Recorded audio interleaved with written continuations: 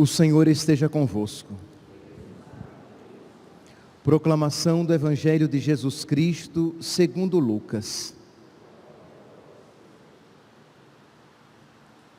Naquele tempo, algumas pessoas comentavam a respeito do templo que era enfeitado com belas pedras e com ofertas votivas.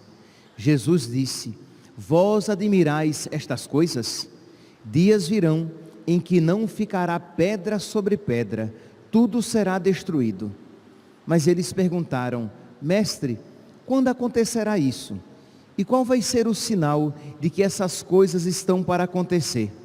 Jesus respondeu: Cuidado para não ser desenganados, porque muitos virão em meu nome dizendo: Sou eu. E ainda o tempo está próximo, mas não sigais essa gente. Quando ouvirdes falar de guerras e revoluções, não fiqueis apavorados. É preciso que essas coisas aconteçam primeiro, mas não será logo o fim. E Jesus continuou: Um povo se levantará contra outro povo, um país atacará outro país.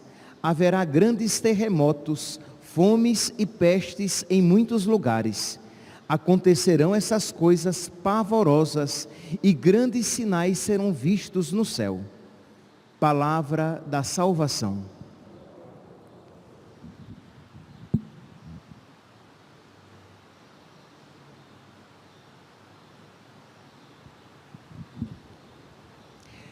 Caríssimos irmãos e irmãs, temos a alegria de celebrar hoje a memória do bem-aventurado Miguel Pró, Marte de Cristo Rei, que morreu gritando: Viva Cristo Rei!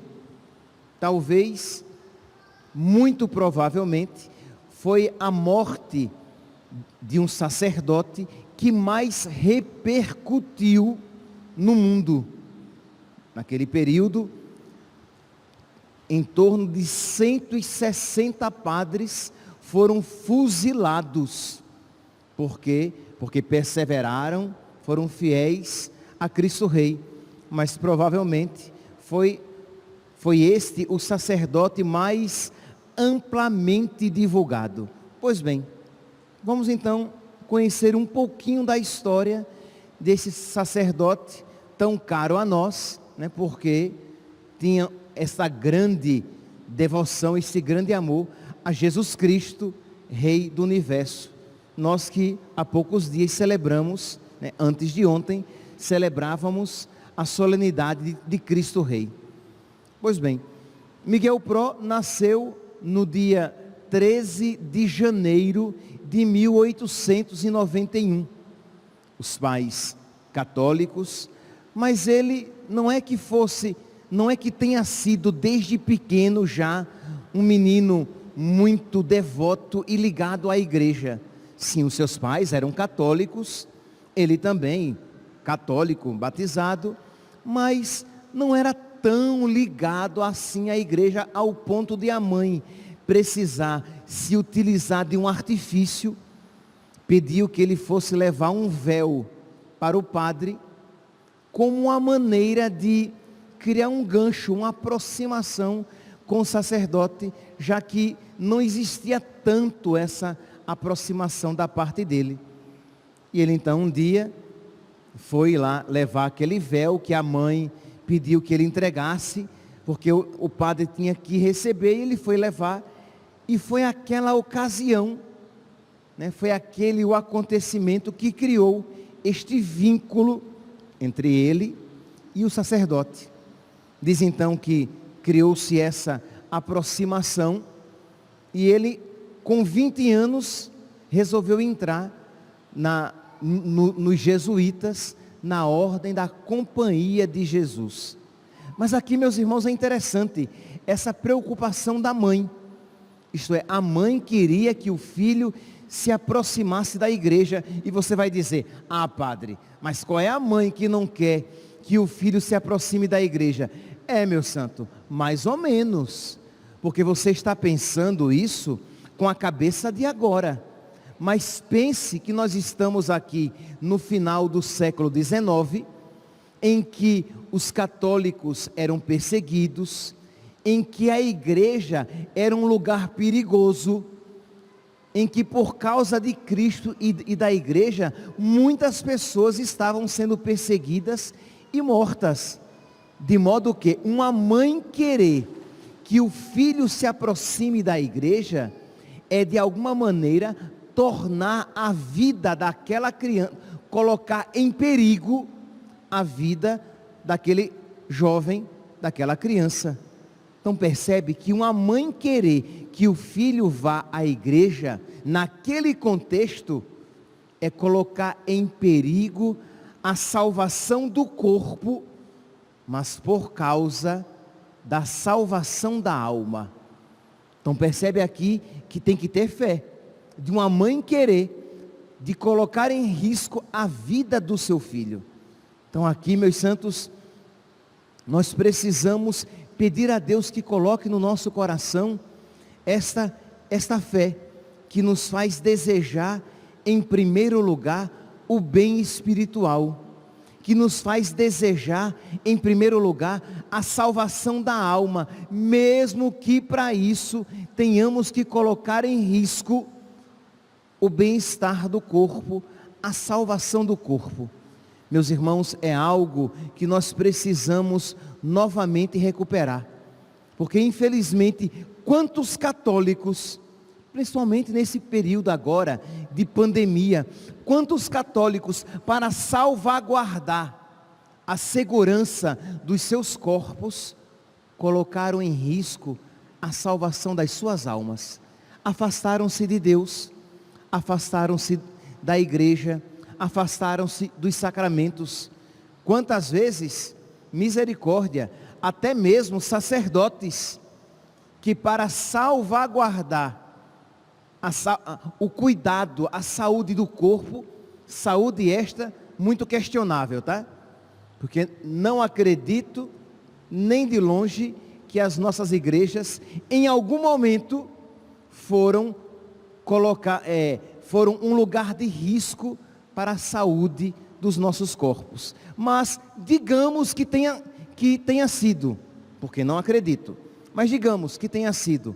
Ora, então muitas pessoas, para salvar, para cuidar dos seus corpos, colocaram em risco as suas almas. Esta mãe não estava preocupada com isso. A mãe de Miguel Pró queria que ele se aproximasse da igreja, que ele se aproximasse dos padres, mesmo sabendo que aquela aproximação da igreja e dos padres colocaria em risco, né, o bem físico do seu filho. Então, que aqui, meus santos, já no início dessa celebração, peçamos nós, os pais aqui presentes, mas nós também, de nós pedirmos a Deus que nos coloque no coração esta fé, que em primeiro lugar, que primordialmente nós nos preocupemos com a salvação da nossa alma e com a salvação da alma daqueles que nos são confiados. Pois bem, então, Miguel Pró, com 20 anos, resolveu entrar no seminário. E é claro, meus santos, não era entrar no seminário como aqui, digamos, um jovem aqui de Cuiabá, que vai entrar no seminário, e a mãe de alguma maneira vai estar um pouquinho distante do seu filho. Não, meus santos. Entrar no seminário significava o quê? Ele se tornar clandestino, porque ele estava fazendo algo proibido por aquele regime, tão proibido que Miguel Pró teve então que ir para a Granada, que ir para a Espanha, teve que sair foragido do país, para que pudesse completar os seus estudos. E a mãe, de bom grado, que deu o seu filho, para que ele lá pudesse, para que ele saísse de uma maneira, como foragido, e pudesse completar os seus estudos em um outro país. Vocês podem imaginar aqui então o clima psicológico, a tristeza, a angústia de alguma maneira da mãe, que sabia que o filho iria fazer uma viagem às escondidas, como criminoso, para poder sair do país, mas para poder ser um ministro de Cristo. Pois bem, Miguel Pró foi e diz que a saúde dele se debilitou. Aquele jovem tinha uma úlcera, sofria muito. E nós podemos aqui imaginar, porque pensem, enquanto ele estava lá na Espanha, as notícias que chegavam do seu país eram as piores. Pessoas conhecidas que eram mortas, padres perseguidos, a igreja perseguida. Então não é estômago que aguente. E diz que a sua saúde se tornou tão debilitada que os padres da Companhia de Jesus resolveram ordená-lo e mandá-lo para casa, porque ele não ia aguentar, ele ia morrer. Então ele foi ordenado antes do tempo. São os caminhos de Deus, os desígnios de Deus. Deus o queria mártir. E em julho de 1926, imagine, estamos o quê? Muito próximos a nós, do nosso tempo. Ele retorna para o México. Mas antes de retornar ao México, ele passa por Lourdes, na França, e diz que ali Nossa Senhora lhe revigora as forças, que aquele jovem padre de uma saúde tão fraca foi como que restaurado. Ele chega então ao México com a sua saúde bem melhorada, mas bem melhorada para entregar a sua vida a Cristo Rei. Algumas semanas depois, daquele mesmo ano de 1926, daquele mesmo julho, já que no dia 31 de julho, a lei Caies foi instituída, isto é, a Constituição de 1917, que já era persecutória à igreja, se tornou ainda mais radical no ano de 1926. Então, pensem, a igreja que não podia mais possuir prédios da igreja, colégios, hospitais, conventos, ela não podia mais ter propriedade alguma. Os padres que não podiam mais ensinar nas escolas, que não era permitido, é quase, meus santos, um cenário apocalíptico, que nós não imaginaríamos isso acontecendo. Orações que não poderiam ser mais ensinadas, culto público que não poderia mais ser realizado. Um padre não podia mais promover uma procissão, uma novena, sair de batina na rua, um religioso com o seu hábito, imagens sagradas que foram quebradas, porque não podiam ser ostentadas em público, crucifixos em lugares públicos que foram arrancados. Então este jovem padre então, teve que exercer o seu ministério agora às escondidas. Por quê? Porque não podia mais se apresentar como padre. O culto que foi extinto a partir no dia 31 de julho de 1926, foi celebrada publicamente a última missa. Não se celebrava mais a missa pública, agora às escondidas, na casa de um ou de outro, de uma maneira escondida. E o padre disfarçado, porque todos os padres estrangeiros foram expulsos, e aqueles que eram mexicanos só poderiam exercer o ministério se fossem casados. Só se admitia padre se tivesse mais de 40 anos, se fosse mexicano de nascença e casado. Então vocês podem imaginar o tormento. Então os padres católicos, os padres fiéis, estavam clandestinos, vestidos à paisana, para que desfaçados pudessem ter acesso à cidade, levar os sacramentos, ouvir a confissão, batizar as crianças, realizar os matrimônios e, quando possível, celebrar aqui e ali alguma missa. Era esse então o contexto, meus santos, e o Padre Pró, que diz aqui, dizem os biógrafos, que ele distribuía em torno de 300 eucaristias por dia. Isto é, ele conseguia visitar famílias que num total por dia dava em torno de 300 pessoas.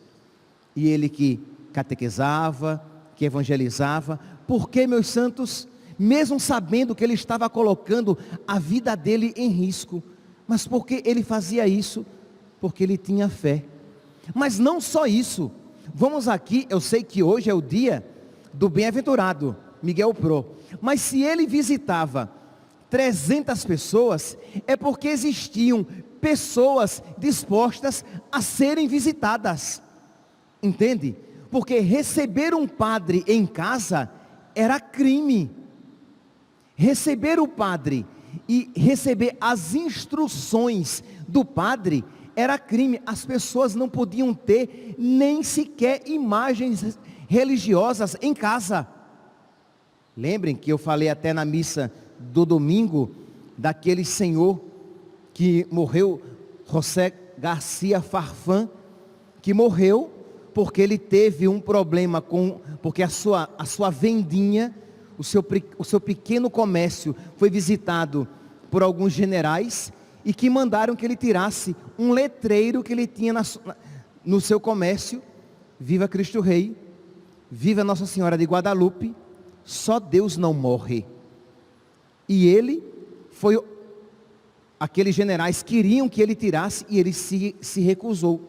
E por causa daquele desentendimento que ele teve com os generais, ele foi depois levado preso e fuzilado. Então é claro que aquelas famílias, elas estavam em perigo se recebessem algum padre. A pergunta é: o que é que nós faríamos numa situação semelhante?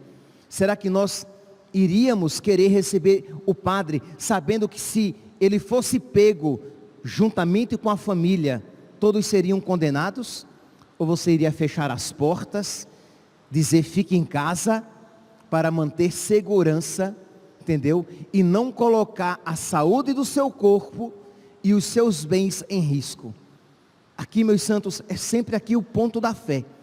Se você crê que é melhor o seu filho sendo instruído por Deus, recebendo os sacramentos, mesmo que para isso ele morra, se você crê que vale a pena morrer, mas estar próximo de Deus aqui na terra, para que possa estar próximo dele por toda a eternidade, você não pensará duas vezes em dizer: nossa, eu iria querer procurar a igreja, mesmo que às escondidas, eu receberia às escondidas o padre na minha casa. Mas é muito fácil, meu santo, você dizer que isso você faria, pensando numa situação que você criou na sua cabeça, mas quando no dia a dia da sua vida você o nega, quando no dia a dia da sua vida você prefere a si mesmo a Deus, você prefere os seus prazeres a Deus. Então, meu santinho, é muito fácil você criar uma situação hipotética. Ah, mas se isso acontecesse no Brasil, eu iria também querer dizer viva Cristo Rei. Quando você, nas ocasiões pequenas, em que você também é chamado a dizer viva Cristo Rei, você diz o quê? Viva a minha vontade, vivam os meus prazeres, vivam os meus propósitos e os meus planos. Porque quantas vezes, infelizmente, as suas vontades, os seus planos e os seus propósitos são contrários aos de Deus. E ali é o momento de você dizer viva Cristo Rei e renunciar àquelas realidades. Viva Cristo Rei e, se necessário for, romper aquele namoro desordenado. Viva Cristo Rei e você parar acabar com aquelas atitudes desonestas.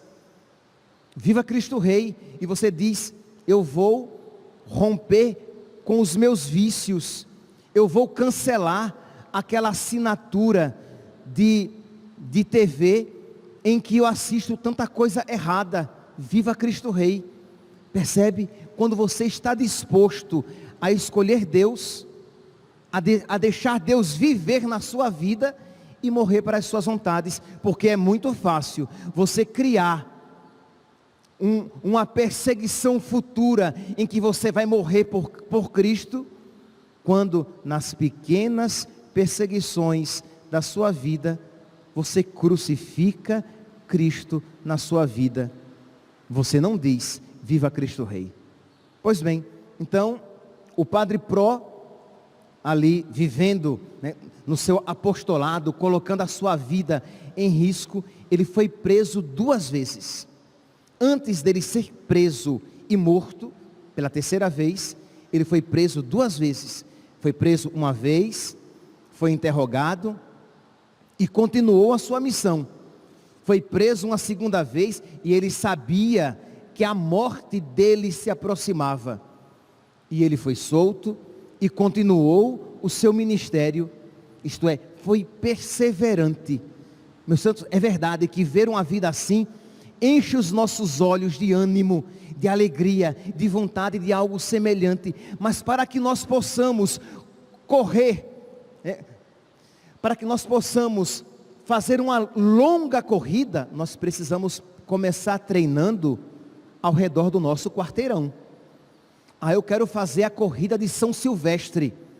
Ok, mas você começou com as suas longas caminhadas, para depois começar trotando, corre 5 minutos, anda 1 minuto, corre 5 minutos, anda 1 minuto, corre 10 minutos, anda 1 minuto, depois corre meia hora. Como é que você quer correr? Fazer a corrida de São Silvestre, se você não está disposto a, no seu dia a dia, dar algumas voltas no seu quarteirão. Padre, mas o martírio é graça. Sim, é graça de Deus, sem sombra de dúvidas, mas também as pequenas renúncias são graça.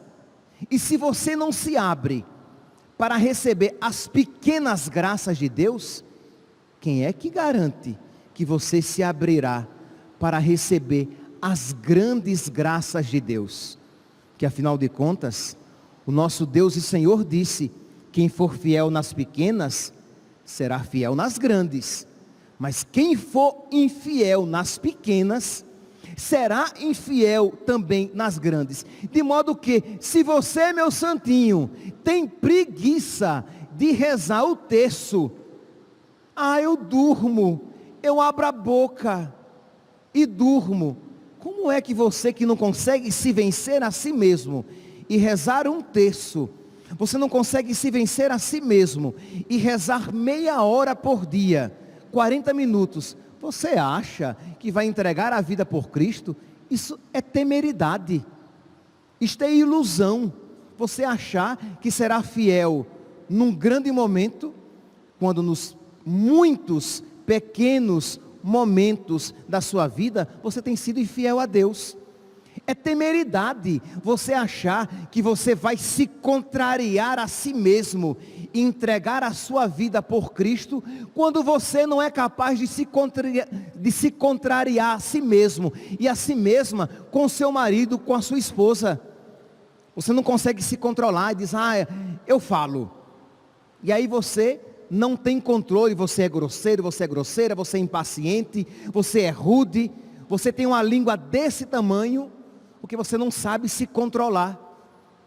Ora, se você não se exercita naquelas ocasiões que hoje Deus lhe concede, como é que você poderá ser vitorioso, ser vitoriosa, se uma grande ocasião lhe for apresentada? Pois bem, então o Padre Pró foi aproveitando aquelas pequenas ocasiões que Deus lhe dava, até que um dia ele foi preso, juntamente com o seu irmão, e foi levado para o paredão. Diz que ali, alguns queriam fuzilá-lo, eram até católicos. e pediram perdão a ele: Padre, perdão. E ele disse: eu não só os perdoo, como agradeço, porque ele sabia que aquilo que a ele estava sendo concedido é uma graça. E, meus santos, é uma graça, mas nós precisaremos ter vida de oração para compreender o que significa ser eleito para o martírio, porque nós não somos dignos de dar a nossa vida por nosso Senhor, de ser escolhidos para dar a maior prova de amor, porque não há maior prova de amor do que dar a vida pelo amigo. Pois bem, diz então que ele pediu apenas para rezar um pouco antes de ser fuzilado, e tudo isso, meus santos, gravado. Nós temos várias fotos, se vocês jogarem na internet, Padre Miguel Pro, vocês vão encontrar várias fotos dele, antes de ser fuzilado e depois de ser fuzilado. Por quê? Porque os dirigentes de então achavam que gravando e fotografando colocariam medo nas pessoas, porque eles achavam que os padres e os fiéis, quando fossem lá para o paredão, iriam chorar e dar um bafão, quando Deus os sustentava na graça, e aqueles homens, mulheres e crianças que morriam com valentia e heroísmo cristãos, e de modo que inspiravam a outros também, como nos inspira, mas que nós precisamos o quê? Colaborar com a graça, para que também nós morramos de acordo com a situação da vida de cada um, mas morramos com valentia e heroísmo cristãos, para a situação e circunstância que Deus nos reservar. Diz então que ele estava no paredão, os soldados atiraram, mas provavelmente, como alguns fecharam os olhos, não deram um tiro certeiro. Ele estava ainda, caiu agonizando, veio um oficial e deu o tiro de misericórdia em sua cabeça. E nós temos tudo isso fotografado. Meus irmãos, celebramos então este santo, sim, que depois de rezar, ficou de pé, abriu os braços e gritou: Viva Cristo Rei, enquanto era metralhado, fuzilado. Peçamos a este bem-aventurado Marte, que alcance para nós este amor a Deus, o amor verdadeiro a Deus, que fará o resto. Peça apenas para amar, peça apenas para amar muito a Deus, peça apenas a graça de uma fé forte, de uma fé viva, e o resto Deus fará, capacitando ao martírio sangrento, se esta for a sua ocasião, for a sua vocação, ou capacitará você para o martírio branco, que é a renúncia de si mesmo e a escolha de Deus nas pequenas e múltiplas ocasiões e circunstâncias da nossa vida. Mas seja no sangue, seja na confissão da nossa fé a cada dia, que em cada ato nós digamos com toda a fé e com o coração cheio de amor: Viva Cristo Rei. Que o bem-aventurado Miguel Pro interceda por nós, de junto de Deus, no céu. Louvado seja nosso Senhor Jesus Cristo. Para sempre seja louvado.